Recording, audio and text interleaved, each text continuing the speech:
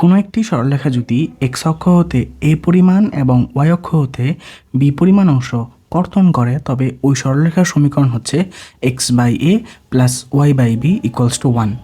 যদি এক্স অক্ষ হতে এই পরিমাণ অংশ কেটে নেয় এবং ওয়াই অক্ষ হতে বি পরিমাণ অংশ কেটে নেয় তাহলে আমাদের সরলরেখার সমীকরণ হচ্ছে x by a plus y by b equals to 1। তাহলে এক্স অক্ষের খণ্ডিতাংশের পরিমাণ হচ্ছে এ, অর্থাৎ এক্স অক্ষের খণ্ডিতাংশ এ, এবং ওয়াই অক্ষের খণ্ডিতাংশের পরিমাণ বি, অর্থাৎ এই যে এইটুকু ওয়াই অক্ষের খণ্ডিতাংশের পরিমাণ বি। তাহলে এক্স অক্ষের যে ছেদবিন্দু সেটা হচ্ছে এ কমা জিরো, যেহেতু এক্স অক্ষ বরাবর এ পরিমাণ গেছে, ওয়াই অক্ষ বরাবর কোনো দিক যায়নি, তাহলে এক্স অক্ষের ছেদবিন্দু এ কমা জিরো এবং ওয়াই অক্ষ বরাবর বি পরিমাণ দূরত্ব অতিক্রম করছে, তাই এ বিন্দু হচ্ছে জিরো কমা বি, অর্থাৎ এক্স অক্ষ বরাবর কোনো দিক যায়নি, ওয়াই অক্ষ বরাবর বি পরিমাণ গেছে, তাই জিরো কমা বি, অর্থাৎ ওয়াই অক্ষের ছেদবিন্দু হচ্ছে জিরো কমা বি। এই ছেদবিন্দু অর্থাৎ এক্স অক্ষের ছেদবিন্দু ও ওয়াই অক্ষের ছেদবিন্দুর মধ্যবিন্দু হচ্ছে 0+a/2 মানে a/2, কমা b+0/2 মানে হচ্ছে b/2, অর্থাৎ ছেদবিন্দু দ্বয়ের মধ্যবিন্দু হচ্ছে a/2, b/2।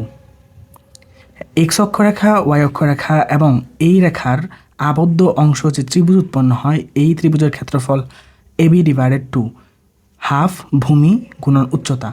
এইটুকু হচ্ছে ভূমি এ এবং এইটুকু হচ্ছে উচ্চতা বি, তাহলে হাফ ভূমি গুণন উচ্চতা মানে ab/2।